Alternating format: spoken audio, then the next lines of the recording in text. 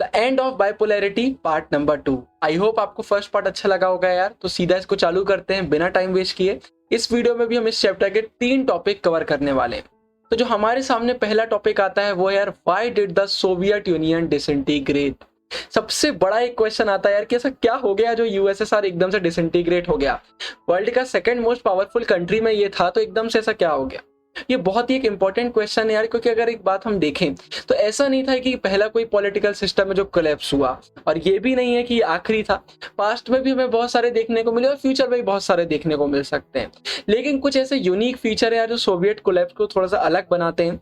तो हम वो यूनिक फीचर भी देखने वाले हैं कि क्या यूनिक चीजें हुई यार जिसकी वजह से डिसइंटीग्रेशन हुआ, और कुछ जनरल हम लेसन भी बाद में निकालेंगे कि क्या गलती ऐसी हो जाती है जिस वजह से पूरा सिस्टम ऐसा तबाह हो सकता है। तो पूरा वही हम इसमें देखने वाले हैं यार, बहुत ही मजा आने वाला है। तो भाई देखिए, इस बात में तो कोई डाउट ही नहीं है कि इंटरनल वीकनेसेस हमें देखने को मिल रही थी। सोवियत का पॉलिटिकल और इकोनॉमिक दोनों इंस्टीट्यूशन एकदम बर्बाद हो गया था, लोगों की एस्पिरेशन को फुलफिल नहीं कर पा रहा था, और एक बहुत बड़ा रीजन था जिसकी वजह से यूएसएसआर एकदम से कोलैप्स हो गया। इकोनॉमिक स्टेग्नेशन हो गया था बहुत सालों तक। एकदम हम देख रहे हैं कि कंज्यूमर को कैसा शॉर्टेज हो रहा था, बाहर से मंगाना पड़ रहा था चीजें, ये सब हमने देखा। तो ये बहुत बड़ा रीजन आता है। और मेन ये यार कि जो सोवियत सिस्टम था ना, ये कभी ओपन नहीं था। ये एक ओपन नहीं था लोगों के लिए कि लोग इनसे क्वेश्चन कर पाए। तो ऐसी बहुत सारी चीजें हमें देखने को मिल रही थी। तो बहुत सारी यही हम आगे अभी डिस्कस करेंगे यार कि क्या ऐसी प्रॉब्लम हमें देखने को मिल जाती है। तो मेनली यही चीज हो रही थी यार कि जो लोग हैं ना वो भी बहुत आवाज उठाने लगे थे। अब वो क्वेश्चन करने लगे थे कि सिस्टम कैसे चल रहा है, क्यों अच्छे से काम नहीं कर रहा। तो ये बहुत सारी चीजें हो रही थी। और अगर हम सीधे बोलते हैं यार ये सिस्टम एकदम इतना वीक कैसे हो गया, इसकी इकोनॉमी स्टेगनेंट कैसे हो गई, तो बहुत पर्टिकुलर एक हमें आंसर देखने को मिलता है। जो सोवियत यूनियन की रिसोर्सेज थी ना, ये सबसे ज्यादा उसको लगा रहे थे न्यूक्लियर साइड में, मिलिट्री साइड में। मतलब वेपन पे वेपन बना रहे हैं, न्यूक्लियर वेपन बना रहे हैं, पूरा यूएसए से कंपटीशन कर रहे हैं। तो अपनी मैक्सिमम रिसोर्सेज तो इसी साइड में लगा रहे थे। उसके बाद जो इनकी सैटेलाइट स्टेट्स थी, सैटेलाइट स्टेट से मतलब क्या होता है, कोई ऐसी कंट्री, स्टेट मतलब ये हम कंट्री बोलते हैं एक प्रकार से ना। तो एक कोई कंट्री जो इंडिपेंडेंट है, उस पर अगर किसी और कंट्री, मतलब हम यूएसएसआर की बात कर रहे हैं, पूरा इन्फ्लुएंस उस पर यूएसएसआर का है, तो उसको हम सैटेलाइट स्टेट बोलते हैं। तो यूएसएसआर की जितनी भी सैटेलाइट स्टेट थी वहां पर ये पूरा फोकस करते थे उनके डेवलपमेंट में। हमारे ईस्टर्न यूरोप में हो गए और सोवियत सिस्टम के अंदर ही हो गए। जैसे यहाँ पर अगर 5 सेंट्रल एशियन रिपब्लिक की बात करी जा रही है, तो उन पर बहुत ज्यादा ये ध्यान देता था। मतलब पूरा उनके डेवलपमेंट में दे रहा है, पूरा मिलिट्री में दे रहा है, न्यूक्लियर वेपन में दे रहा है। तो बाकी चीजों के लिए टाइम ही कैसे बचेगा, और जब रिसोर्सेज ही खत्म हो जाएंगी तो कोई बात ही नहीं बचती है। ये हो गया था। उसके बाद बहुत ज्यादा इन चक्करों में एकदम इकोनॉमिक बर्डन कंट्री पर आ गया था। जो इनका सिस्टम है पूरा, इस पर बहुत ज्यादा इकोनॉमिक बर्डन हमें देखने को मिल रहा था, जिससे इन लोग बिल्कुल संभल नहीं पा रहे थे। उसी के साथ साथ वहां के जो ऑर्डिनरी लोग हैं, अब वो वेस्ट को समझने लगे थे कि भाई वेस्ट उनसे कितना आगे है, चाहे वो इकोनॉमिक हो, पॉलिटिकल हो, कोई भी एक एरिया हो, वहां पर वो कितना आगे। अब उनके साथ दिमाग आ गया था भाई। अब वो देख पा रहे थे कि दोनों सिस्टम में कितना बड़ा अंतर है। मतलब सालों से उनको बोला जाता था सोवियत सिस्टम से अच्छा कुछ भी नहीं है, वेस्टर्न कैपिटलिज्म बर्बाद है, लेकिन अब सच्चाई उनके सामने थी। मतलब कितना भी आप उनको झूठ बोल लो, अब उसका कोई फायदा नहीं भाई। अब वो भी बहुत पढ़ गए हैं, लिख गए, उनको सब समझ में आने लगा एकदम क्लियर, क्योंकि एक समय के बाद चीजें दिखने लगती हैं। तो ये एक बहुत बड़ा रीजन हुआ था। उसके बाद भाई इनका एडमिनिस्ट्रेटिव और पॉलिटिकल सेंस में भी स्टेगनेंट हो गए थे, सही से काम नहीं कर रहे थे। जो इनकी कम्युनिस्ट पार्टी थी जिसने 70 ईयर्स रूल किया था, वो लोगों के लिए अकाउंटेबल नहीं थी। मतलब आप उनसे पूछ नहीं सकते यार कि आपने ऐसा काम कैसे किया, या लोगों से ही उन लोग भी बात नहीं कर रहे थे ढंग से कि आपकी क्या एस्पिरेशन है, आप क्या चाहते हो। बिल्कुल भी अकाउंटेबल नहीं थे, अपनी मर्जी से काम करते थे, अपने इंटरेस्ट में वो काम करते थे। इसलिए जो वहां के लोग थे ना, एकदम एलियनेटेड फील करते थे। मतलब उनको ऐसा लगता है कि हम अपने ही एक प्लेनेट में एलियन बन गए, क्योंकि कोई उनके बारे में सुनता नहीं था। एडमिनिस्ट्रेशन एकदम करप्ट हो गया था, बर्बाद हो चुका था। सिस्टम अपनी मिस्टेक सुधारना नहीं चाहता था। और उसके बाद गवर्नमेंट में बिल्कुल भी ओपननेस नहीं थी। भाई थोड़ा ओपननेस होना बहुत जरूरी है कि हम कैसे काम कर रहे हैं, क्या काम कर रहे हैं। आप इंडिया में देखते होंगे गवर्नमेंट कोई भी काम करती है तो हमें क्लियरली पता चलता है, तो हमें देखने को नहीं मिल रहा था। फिर भाई अथॉरिटी जो है उसका भी सेंट्रलाइजेशन हो रहा था। अब ऐसा नहीं है कि इक्वल पावर बटी हुई, जैसे हमने पहले भी देखा बहुत सारी प्रॉब्लम थी, एकदम सेंट्रलाइज चीजें हो गई थी। उसका ऐसा भी नहीं है कि हर रिपब्लिक को बिल्कुल इक्वल वे में ट्रीट किया जा रहा है। हमने देखा था रशिया का अलग ही पावर चलता था। ऐसी बहुत सारी चीजें हमें देखने को मिल रही थी। मतलब सबको अलग अलग पावर का डिस्ट्रीब्यूशन है, लोगों में बिल्कुल भी गवर्नमेंट की तरफ से कोई ओपननेस नहीं है। तो बहुत सारे रीजन ही आए। उसके बाद भाई जो ब्यूरोक्रेट्स थे यहाँ के, जितने भी मेनली यहाँ के ऑफिसर थे भाई, उन लोगों को अलग प्रिविलेज मिल रहे थे बाकी लोगों के कंपैरिजन में, जबकि इनकी बात ही चलती है सबको इक्वल ट्रीटमेंट की। तो ऐसा कोई इक्वल ट्रीटमेंट देखने को तो नहीं मिल रहा था। तो सिंपल सी बात है यार, अब लोग समझ गए थे, उनको बिल्कुल भी मजा नहीं आ रहा था, तो उन्होंने अपनी आवाज उठाना चालू कर ली थी। अब वो गवर्नमेंट को बिल्कुल भी सपोर्ट नहीं कर रहे थे, तो एक जो पॉपुलर सपोर्ट होता था अब वो गायब हो गया था पूरी तरीके से। उसके बाद भाई जो हम गोरबा के रिफॉर्म की बात करते हैं, तो उनने प्रॉमिस किया था यार कि वो इन सब चीजों से डील करेंगे, पूरी प्रॉब्लम खत्म कर देंगे। उनने बोला था हम इकोनॉमिक लेकर आएंगे पूरे रिफॉर्म, हम वेस्ट से बिल्कुल बराबरी पर आ जाएंगे, हमारा जो एडमिनिस्ट्रेटिव सिस्टम है उसको भी हम थोड़ा सा ढीला करेंगे, अब जिसमें और ओपननेस आए, लोगों को समझ में आए कि हमारी कैसे पूरा सिस्टम काम करता है, ये उनने बोली थी। तो अब यार एक बहुत बड़ा सवाल आता है कि जब गोरबाचेव हर चीज समझ चुके थे, जब वो पूरे रिफॉर्म लाने की बात कर रहे थे, तो फिर ये सब चीजें क्यों हो गई, क्यों कोलैप्स हो गया यूएसएसआर जब वो सब काम कर रहे थे? तो भाई इसका आंसर बहुत कंट्रोवर्शियल आते हैं, बहुत सारे आंसर हमें आते हैं, हम हिस्टोरियन वे में भी पूरा देखेंगे, क्योंकि इसका पर्टिकुलर कोई एक आंसर नहीं है, अलग लोगों का अलग अलग कहना है। मैंने आपको फर्स्ट पार्ट में ही बताया था, तो वो हम फिर से पूरा डिटेल में डिस्कस करते हैं। भाई सबसे बड़ी चीज आती है, अगर हम एक कॉमन वे में बोलते हैं, बेसिक आंसर देते हैं कि गोरबाचेव के जो ये रिफॉर्म है ये क्यों फेल हो गए, क्यों डिसइंटीग्रेशन हो गया, तो वो ये है यार कि गोरबाचेव जो रिफॉर्म लेकर आ रहे थे, उन रिफॉर्म के चक्कर में लोगों की एस्पिरेशन इतनी ज्यादा बढ़ गई कि वो कभी उन्हें सोची ही नहीं थी। जब आपकी एस्पिरेशन बढ़ जाएगी, मतलब आप सोचोगे वो रिफॉर्म के तब ऐसा होगा, ये होगा, वो होगा, लेकिन उतनी स्पीड से उतनी चीजें ना हो पाए तो आपका दिल टूट जाएगा। वही हुआ, लोगों ने इतना ज्यादा एक्सपेक्टेशन रख लिया था कि इनका कभी गोरबाचेव ने ना सोचा था, ना ही उनकी टीम ने सोचा था। तो एक बहुत बड़ी प्रॉब्लम ये आ गई थी। उसके बाद और भी अगर हम देखें और क्या पॉइंट थे, तो एक सेक्शन था सोसाइटी का जिसका कहना था कि जो गोरबाचेव है बहुत धीरे धीरे काम कर रहे थे। उनका कहना था यार कि बहुत धीरे काम हो रहा है, तो हम लोग भाई परेशान हो रहे हैं, आपको अगर अच्छे से करना चाहिए तो स्पीड में करना चाहिए। तो बहुत डिसअपॉइंटेड थे, इम्पेशेंट थे उनके मेथड से लोग। एक बड़ी चीज हमें ये देखने को मिल रही थी। और उनका कहना था यार कि इसने हमें कोई बेनिफिट भी नहीं दिया जितना हम सोच रहे थे, हमने बेनिफिट सोचा था उतना हमको नहीं मिला, और जितना मिला वो भी कितना धीरे धीरे मिल रहा है। तो कुछ लोगों का ये कहना था। उसके बाद अब अगर हम कम्युनिस्ट पार्टी के लोगों की बात करते हैं यार, जो कि पूरे सिस्टम को चला रहे थे, तो उनका कहना था कि गोरबाचेव बहुत तेजी से आगे जा रहे हैं, क्योंकि भाई सीधी सी बात है उनके हाथ से उनकी पावर जा रही है। उनने इतना कम्युनिज्म सोशलिज्म को वो प्रमोट किया, वो उनके हाथ से जा रहा है, तो भाई वो तो बोलेंगे ही। तो उनका कहना था गोरबाचेव बहुत जल्दी कर रहे हैं, ये चीज बिल्कुल भी सही नहीं है, क्योंकि उनके पूरे प्रिविलेजेस खत्म हो रहे थे यार, उनकी जो पावर है वो धीरे धीरे करके खत्म हो रही थी। तो जो ये टग ऑफ वॉर हुआ, मतलब किसी का कहना आप तेज चल रहा हो, किसी का कहना आप धीरे चल रहा है, फोटो में आपको दिख रहा होगा, गोरबाचेव इसके बीच में फंस गए। उनको समझ में नहीं आया यार क्या होगा, और ये कि रही रीजन था कि कैसे क्यों डिसइंटीग्रेशन हो गया। और प्रॉब्लम ये हुई यार कि जो लोग गोरबाचेव को सपोर्ट कर रहे थे, अब वो भी बहुत ज्यादा डिसइल्यूशनड हो गए थे। अब उनका भी कहना था यार कि गोरबाचेव डिफेंड नहीं कर पा रहे हैं अपने आप को, तो उनका साथ भी कहीं ना कहीं से जा रहा था। तो ये चीज हमें देखने को मिल रही थी। और इसके बाद और बहुत इंपॉर्टेंट चीज आती है, चलिए मान लिए गोरबाचेव का तो एक रीजन हो गया, लोगों ने बोला स्लो है, तेजी अपना एक रीजन हो गया, और भी रीजन थे डिसइंटीग्रेशन से, ये एक अकेला रीजन नहीं था। अब बहुत बड़ा एक रीजन यार अंदर से ही आता है, कंट्री के अंदर से ही आता है, सिस्टम के अंदर से ही आता है। वो है लोगों में नेशनलिज्म की भावना जागने लगी थी। अब लोगों को अपनी एक सोवरिन कंट्री चाहिए थी, उनकी अपनी डिजायर थी, अब वो नहीं रहना चाह रहे थे इस सिस्टम में। और बहुत बड़े बड़े रिपब्लिक इसमें आ रहे थे, रशिया हो गया, बाल्टिक रिपब्लिक हो गए। बाल्टिक रिपब्लिक मतलब ये होता है यार, जो बाल्टिक सी के पास रीजन आते हैं, तो बेसिकली 3 कंट्रियों में देखने को मिलती है, 3 रिपब्लिक देखने को मिलते हैं, इस्टोनिया, लैटविया और लिथुआनिया, ये हमें देखने को मिलते हैं। फिर उसके बाद यूक्रेन हो गया, जॉर्जिया हो गया, और भी बहुत सारे ऐसे रिपब्लिक थे जो बिल्कुल अपोज कर रहे थे। भाई उनका कहना था नहीं, अब हमें हमारी सोवरेनिटी चाहिए है। ये एक बहुत बड़ा रीजन था जिसकी वजह से यूएसएसआर डिसइंटीग्रेट हो गया। मतलब एक बिल्कुल बहुत बड़ा ही रीजन बन के सामने आ गया था। भाई जब आप वहां के लोग ही नहीं चाहेंगे रहना, तो फिर आप क्या कर सकते हो, ये हमें देखने को मिलता है। फिर इसमें भी यार अलग अलग लोगों के अलग अलग ओपिनियन आते हैं। कुछ का कहना है कि रिफॉर्म की वजह से डिसइंटीग्रेशन नहीं हुआ, जो ये नेशनलिज्म की भावना है ये लोगों में बहुत पहले से थी। मतलब जब से यूएसएसआर का जन्म हुआ उसके बाद से भावना लोगों के अंदर में थी, तो आज नहीं तो कल ये सामने आना ही था, वो आ गई।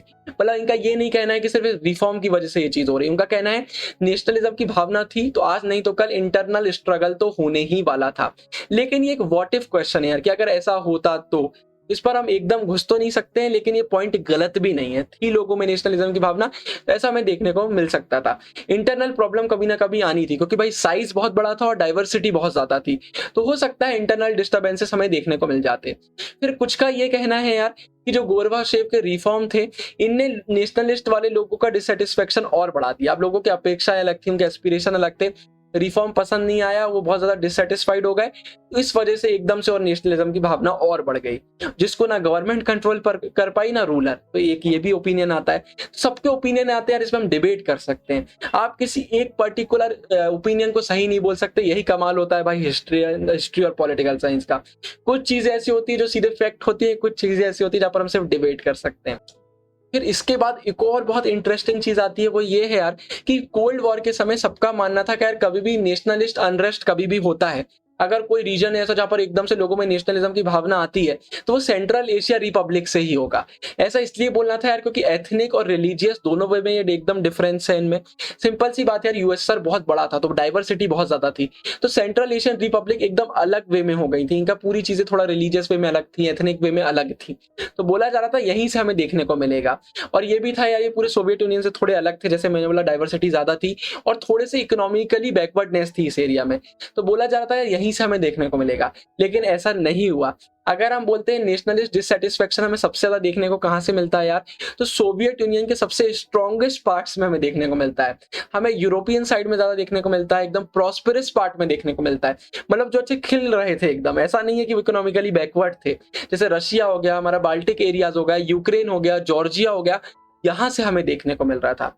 ऑर्डिनरी जो लोग थे, अब यहाँ अगर हम ऑर्डिनरी लोगों की बात करते हैं, तो ये क्या करते थे, सेंट्रल एशियन लोगों से अपने आप को एकदम अलग मानते थे। ऑब्वियस सी बात है, डाइवर्सिटी रहती है, अलग अलग एरिया में अलग अलग टाइप के लोग रहते हैं, तो अपने आप को अलग ही मानेंगे। लेकिन इनका ये नहीं था कि सिर्फ सेंट्रल एशियन लोगों से अपने आप को अलग मान रहा है, खुद में भी अपने आप को बहुत सारे अलग मानते थे।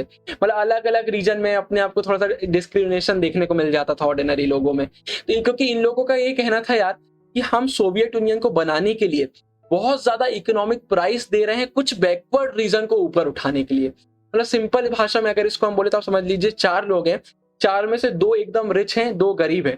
तो ये 2 रिच बोलने लगे यार कि हम क्यों पैसा दें इन 2 को डेवलप करने के लिए, हम 2 अपने आप में डेवलप हैं।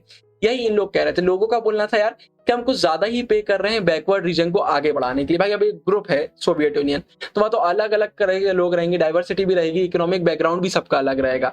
तो ये कुछ रीजन हमें देखने को मिल रहे थे कि क्यों डिससेटिस्फेक्शन लोगों में एकदम से आ गया था और एकदम कोर सोवियत यूनियन से हमें देखने को मिल गया था। उसके बाद यार ये टाइमलाइन आती है, तो ये मैंने सिर्फ इसलिए डाली आपको बताने के लिए कि ये इंपॉर्टेंट नहीं है। पॉलिटिकल साइंस में टाइमलाइन से क्वेश्चन नहीं आते हैं, टाइमलाइन से वही क्वेश्चन आएंगे जो कहीं ना कहीं पैराग्राफ में मेंशन है, बाकी टाइमलाइन से क्वेश्चन नहीं आते हैं। इसके बाद हमारा अगले टॉपिक आता है कॉन्सिक्वेंसेस ऑफ डिसइंटीग्रेशन। बोर्ड में इससे क्वेश्चन आ ही जाता है, 4 मार्क 6 मार्क में आपको देखने को मिल ही जाएगा कि डिसइंटीग्रेशन के कॉन्सिक्वेंसेस बताइए। तो भाई देखिए, जब कोलैप्स हुआ हमारा सेकेंड वर्ल्ड मतलब सोवियत यूनियन हुआ, तो हमारा पूरा सोशलिस्ट सिस्टम एक प्रकार से कोलैप्स हो गया था, पूरा एक चेंज हमें देखने को मिल रहा था, है ना। उसके बारे में हम पूरा देखते हैं। इसके बहुत सारे कॉन्सिक्वेंसेस हुए थे और बहुत सारे चेंज हुए थे। अब पूरे तो हम डिस्कस नहीं कर पाएंगे एनसीईआरटी में, लेकिन हम मेन वाले यहाँ पर करने वाले हैं, वो हम देखते हैं। सबसे पहले डिसइंटीग्रेशन हुआ, मतलब सीधी बात है कोल्ड वॉर खत्म हो गया। भाई यूएसए यूएसएसआर के बीच में चल रहा था, यूएसएसआर ही नहीं बचा तो कोल्ड वॉर कहाँ का बचेगा। तो कोल्ड वॉर खत्म हो गया। जो आइडियोलॉजी का डिस्प्यूट चल रहा था, किसकी आइडियोलॉजी अच्छी है भाई, तो सोशलिस्ट सिस्टम ही चला गया। तो सीधी बात है भाई, कैपिटलिस्ट सिस्टम सबसे आगे हमारे सामने आ गया, इस पर भी कोई सवाल नहीं बचा था। उसका जो मिलिट्री का यहाँ पर डिस्प्यूट चल रहा था, जो इन लोग आर्म रेस में लगे हुए थे, अब वो भी खत्म हो गया, क्योंकि भाई अब रेस करने के लिए कोई बचा ही नहीं है, यूएसआर खत्म हो गया है। तो आर्म रेस खत्म हुआ और एक पॉसिबली एक न्यू पीस हमारे सामने आई। तो ये एक अच्छी चीज हो गई थी, ये हमें चेंजेस देखने को मिल रहे थे। फिर इसके बाद यार पावर रिलेशन पूरे वर्ल्ड का चेंज हो गया था। ऑब्वियस सी बात है, पहले वर्ल्ड 2 पार्ट में डिवाइड हो गया था, तो उनके उस समय रिलेशन इतने अच्छे से सबके नहीं थे, लेकिन अब रिलेशन पूरे चेंज हो रहे थे। अब अलग आइडियाज आ रहे थे, अलग इंस्टीट्यूशन आ रहे थे, अब अलग अलग लोग इन्फ्लुएंस करना चालू कर रहे थे। उसके बाद भाई जब कोल्ड वॉर खत्म हुआ तो 2 ही बड़े ऑप्शन हमारे पास बचे थे, या तो वर्ल्ड यूनिपोलर हो जाएगा या मल्टीपोलर हो जाएगा। यूनिपोलर से मतलब हमने पढ़ा था, बाइपोलर मतलब जब पूरे वर्ल्ड को 2 सुपर पावर इन्फ्लुएंस करती हैं स्पेयर्स में। यूनिपोलर मतलब सिर्फ यूएसए बचा था, तो या तो पूरा यूएसए या पूरी दुनिया को इन्फ्लुएंस करेगा, या वर्ल्ड मल्टीपोलर हो जाएगा। मल्टीपोलर मतलब डिफरेंट कंट्री, डिफरेंट ग्रुप, या बहुत सारे इंटरनेशनल सिस्टम में जितने भी इंपॉर्टेंट प्लेयर हैं वो सब सामने आएंगे और सब अपना अपना इन्फ्लुएंस करेंगे। तो वर्ल्ड में कोई भी एक पावर नहीं बचेगी, अलग अलग पावर, बहुत सारी पावर आ जाएंगी और वर्ल्ड हमारा मल्टीपोलर बन जाएगा। ये चीज हमें देखने को मिली थी, लेकिन हुआ क्या, यूएस सोल सुपर पावर बनकर सामने आ गया। हालांकि आपको यूएस हेजेमनी वाला चैप्टर कट हो गया, उसके कुछ पार्ट इस वाले चैप्टर में ऐड हो गए, लेकिन आपको ये जानना बहुत जरूरी है कि अब यूएस की हेजेमनी आ गई थी। मतलब यूएस पूरे वर्ल्ड को अब अपने कवर कर रहा था, पूरे वर्ल्ड को इन्फ्लुएंस कर रहा था। आज भी आपको यूएस का इन्फ्लुएंस देखने को मिल जाता है। उसके बाद भाई यूएस ने जो जो चीजें करी थी अब वो दुनिया को इन्फ्लुएंस कर रही थी। अब जो कैपिटलिस्ट इकोनॉमी है यूएस की वो बहुत ज्यादा सामने आ गई थी। अब वो डोमिनेट कर रही थी पूरे इकोनॉमिक सिस्टम को इंटरनेशनली, हमें देखने को मिल रहा था। इसके बाद world bank, international monetary fund जैसे इंस्टीट्यूशन अब एकदम सामने आ गए थे और पावरफुल एडवाइजर बन गए थे। क्यों बन गए थे भाई? अब जो कंट्री ऐसी हैं जो कैपिटलिज्म की तरफ आ रही थी, भाई सोशलिज्म कम्युनिज्म पहले था, डिसइंटीग्रेशन हुआ, अभी कैपिटलिज्म की तरफ आ रही थी। तो भाई कैपिटलिज्म की तरफ आना तो आपको लोन चाहिए, भाई आपको इकोनॉमी चेंज करना तो लोन लगेगा। तो ये लोन दे रहे थे, तो ये लोन दे रहे थे तो बड़े बड़े एडवाइजर बन के सामने आ गए थे और एकदम से इनका इन्फ्लुएंस बढ़ गया था, ये हमें देखने को मिला था। उसके बाद अगर हम पॉलिटिकली बात करते हैं भाई, तो यूएसए का लिबरल डेमोक्रेसी वाला आइडियोलॉजी एकदम सामने आ गया था, हर कोई इसी को बेस्ट वे मान रहा था। ये चेंज हमें देखने को मिल रहे थे। उसके बाद भाई सोवियत खत्म हुआ तो नई नई अब कंट्रीज हमारे सामने आ रही थी, बहुत सारी नई कंट्री हमें देखने को मिलती हैं। अब ये हर कंट्री के अपने खुद के एस्पिरेशन थे, खुद की चॉइसेस थी। उसके बाद भाई जैसे अगर हम कुछ स्पेशली बाल्टिक रीजन की बात करते हैं, ईस्ट यूरोपियन स्टेट की बात करते हैं, तो ये यूरोपियन यूनियन ज्वाइन करना चाह रहे थे। हम इसको आगे वाले चैप्टरों में पढ़ेंगे।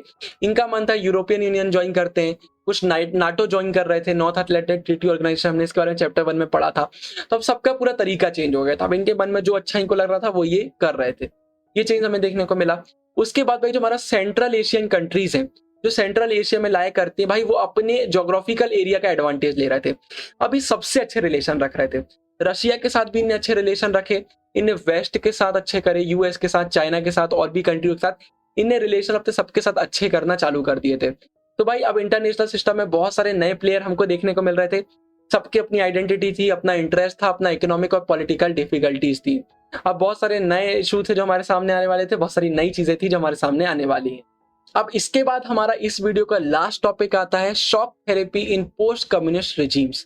रिजीम्स मतलब गवर्नमेंट होता है, बट बेसिकली हम रिजीम्स वर्ड जब भी यूज करते हैं जब ऐसी गवर्नमेंट की बात कर रहे हैं जो अथॉरिटेरियनिज्म को फॉलो कर रही है, मतलब एकदम वो लोगों के एस्पिरेशन नहीं सुनती है, उनके लिए ओपन नहीं रहती है, अपने ही अपना कर इंटरेस्ट पर काम करती जाती है। इस पर हमने पहले भी डिस्कस किया था। तो भाई देखिए, कम्युनिज्म का कोलैप्स हो चुका था, यूएसएसआर का डिसइंटीग्रेशन हो चुका था। इसके बाद ना यार एक बहुत ही पेनफुल प्रोसेस हुआ ट्रांजिशन का, मतलब एक चेंज किया जा रहा था जिसको बहुत ही पेनफुल बोला जा रहा है कंट्रीज में। उसका रीजन ये है यार, एक ट्रांजिशन हो रहा था अथॉरिटेरियन सोशलिस्ट सिस्टम से डेमोक्रेटिक कैपिटलिस्ट सिस्टम की तरफ। याद रखिएगा, एक अथॉरिटेरियन सोशलिस्ट सिस्टम था जिसको अब चेंज किया जा रहा था डेमोक्रेटिक कैपिटलिस्ट सिस्टम की, क्योंकि भाई ऑब्वियसली यूएस की तरफ की जीत थी, तो भाई अब उनकी तरफ पूरे चेंजेस हो रहे थे, उनके सिस्टम को बेस्ट बोला जा रहा था।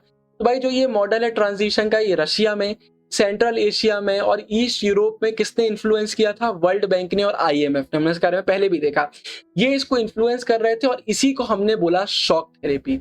अब इस शॉक थेरेपी इसलिए यार क्योंकि इसके बहुत सारे कॉन्सिक्वेंसेस हमें देखने को मिल रहे थे, हालांकि वो हम थर्ड पार्ट में देखेंगे। अभी हम देखते हैं शॉक थेरेपी में बेसिकली कर क्या रहे थे। भाई इनने इन्फ्लुएंस किया था वर्ल्ड बैंक ने, आईएमएफ ने। तो शॉक थेरेपी में मेनली एक चीज जो नोटिस करने वाली थी वो ये थी यार, जो इंटेंसिटी और स्पीड होती है ये हर जगह अलग अलग थी। मतलब जितनी भी कंट्री वहां पर सेम स्पीड से काम नहीं चल रहा था, हर जगह अलग अलग स्पीड पर काम कर रहा था, लेकिन एक चीज सेम थी यार कि वो सब एक ही पाथ पर चल रहे थे। मतलब आज नहीं तो कल उनको जाना उसी साइड है, भले ये सब अपनी अपनी स्पीड में चल रहे हैं, पूरे फीचर और डायरेक्शन में सिमिलर देखने को मिल रहे थे। तो अब सिंपल सी बात ये करी जा रही थी यार कि हमें एक पूरा टोटल शिफ्ट लेकर आना है कैपिटलिस्ट इकोनॉमी की तरफ। मतलब यूएसएसआर के समय जितनी भी चीज इवॉल्व हुई है, उनका सिस्टम जितना भी बड़ा, उसको पूरा हमें जड़ से खत्म करना है और पूरा कैपिटलिस्ट इकोनॉमी की तरफ शिफ्ट मारना है हमको। तो सिंपल सी बात है, हमें पता था यूएसएसआर में पूरा गवर्नमेंट ओन्ड हर चीज होती थी, उसको खत्म करना है और प्राइवेट ओनरशिप हमें लेकर आना है। मतलब प्रॉपर्टी ओन करने का सबसे डोमिनेटिंग पैटर्न अब क्या होना चाहिए? प्राइवेट ओनरशिप की तरफ हमें जाना है। प्राइवेट ओनरशिप अब हमें पूरी लेकर आना है, यह हमें देखने को मिल रहा था। मतलब कुल मिलाकर जो स्टेट के एसेट थे यार, अब उनका प्राइवेटाइजेशन हो रहा था। कॉर्पोरेट ओनरशिप के पैटर्न्स हमें देखने को मिल रहे थे, ये कुछ चेंजेस हमें तुरंत एकदम से देखने को मिल रहे थे। उसके बाद पहले कलेक्टिव फार्मिंग होती थी, हमने पढ़ा था यार यहाँ पर पूरा एक कलेक्टिव ही चलता था, इनका कम्युनिटी एज अ होल काम चलता था। तो अब जो कलेक्टिव फार्मिंग थी उसको पूरा फार्म्स को बंद किया गया था और प्राइवेट फार्मिंग लेकर आए थे। एग्रीकल्चर में भी अब कैपिटलिज्म आ गया था, ये हमें पूरा देखने को मिल रहा था। मतलब कोई भी और रास्ता अब खत्म हो गया था यार, अब आपको कुल मिला के पूरा चेंज करना है, जैसा शॉक थेरेपी में बोला जा रहा है, जैसा आपको इन्फ्लुएंस किया जा रहा है। एक बहुत बड़ा ये हमको एक चेंज देखने को मिल गया था।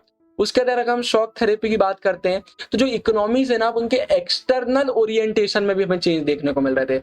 मतलब अब इनकी जो इकोनॉमी है वो सिर्फ ऐसा नहीं कि इंटरनल चेंजेस हमें देखने को मिल रहा है, इन लोग बाकी कंट्रियों से कैसे रिलेशन बनाएंगे, बाकी बाहरी इनके कैसे काम रहेंगे, उनमें भी चेंजेस हमें देखने को मिल रहे थे। अब और ज्यादा ट्रेड करी जा रही थी, एकदम से फ्री ट्रेड में स्विच कर दिया गया था। बोला जा रहा था यार एक फ्री ट्रेड हमें बहुत लाना पड़ेगा, ये बहुत एसेंशियल ये चीज है। ये हमें चेंज देखने को मिल रहे थे। उसके बाद फ्री ट्रेड हमें रिजीम देखने को मिल रहे थे। फॉरेन डायरेक्ट इन्वेस्टमेंट, देखिए इनको मैं आपको डिटेल में नहीं समझाऊंगा क्योंकि हमारे पॉलिटिकल साइंस की चीज नहीं है, इकोनॉमिक्स की चीज है। तो बोर्ड में आपको कभी क्वेश्चन नहीं आएगा कि फॉरेन डायरेक्ट इन्वेस्टमेंट समझाइए। मेरा इकोनॉमिक्स सब्जेक्ट था, मैं आपको आराम से समझा सकता हूँ, लेकिन सिंपल रीजन यार फ्री में वीडियो खींचने का कोई मतलब ही नहीं है जब इसमें सेंस ही नहीं है। ये डिस्कशन हम करेंगे इकोनॉमिक के सब्जेक्ट में। तो अभी आपको इतना समझना बस जरूरी है कि फ्री ट्रेड आ गई थी, फ्री ट्रेड रिजीम हमें देखने को मिल रही थी। अब फॉरेन डायरेक्ट इन्वेस्टमेंट हमें देखने को मिल रहा था, ये कुछ मेन चीज हमें देखने को मिल रही थी। उसके बाद भाई अब फॉरेन इन्वेस्टमेंट में एकदम ओपननेस आ गई थी। अब फाइनेंशियली ओपनिंग अप हो रही थी, डी रेगुलेशन हमें देखने को मिल रहा था, करेंसी अब आप बदल सकते थे। मतलब कुल मिलाकर अब ये थोड़ा सिस्टम ढीला कर रहे थे। अब ऐसा नहीं है कि आप कोई भी वेस्ट कंट्री से ट्रेड नहीं कर सकते, इनफैक्ट अब सबसे ज्यादा ट्रेड उन्हीं से हो रहा है। तो पूरा एक ओपन अप कर दिया था, बहुत चीजें ले आए थे, मतलब पूरे वर्ल्ड को कनेक्ट किया जा रहा था, ये हमें देखने को मिल रहा था। और अगर हम फाइनली एक बहुत बड़े ट्रांजिशन की बात करते तो वो ये है यार, जो पुराने ट्रेड अलायंस चल रहे थे, पुराने ट्रेड के जो संगठन चल रहे थे, अब उनको बंद कर दिया गया था, खत्म कर दिया गया था, ब्रेक कर दिया गया था। और अब बोला गया था हम नए लेकर आएंगे। अब जितनी भी हमारी ये स्टेट थी इस ब्लॉक की, उनको डायरेक्ट वेस्ट से कनेक्ट कर दिया गया था। अब उनका जो एक दूसरे से कनेक्शन था उसको ब्रेक कर दिया गया था और उनको सीधा वेस्ट से कनेक्ट कर दिया गया था। एक शातिर दिमाग आप बोल सकते हैं यार।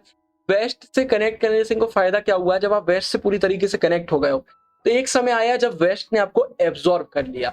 अब आप बिल्कुल उनके इन्फ्लुएंस में चल रहे हो, जैसी उनकी चीजें चलती है वैसे आप चलते हो। आज हमारे जैसे हम इंडिया में भी देखें तो बहुत यूएसए का इन्फ्लुएंस हमें देखने को मिलता है, क्योंकि भाई यूएसए की हेजेमनी चलती है। तो ये एक हमें पता चलता है यार कि क्या चेंज हमें देखने को मिले। तो अगर सिंपल बात करें तो भाई जो वेस्टर्न कैपिटल स्टेट थे वो लीडर बनकर सामने आ गए थे और हर चीज को वो कंट्रोल कर रहे थे। अब उन्हीं की जो एजेंसीज ऑर्गेनाइजेशन है वो एक बड़ा रोल प्ले कर रही थी, लोगों को गाइड कर रही थी, डेवलपमेंट की तरफ ले जा रही थी। तो उनका पूरा इन्फ्लुएंस हमें देखने को मिल रहा था। इसी के साथ यार हमारा ये वाला पार्ट खत्म होता है। आई होप आपको ये पार्ट अच्छा लगा होगा।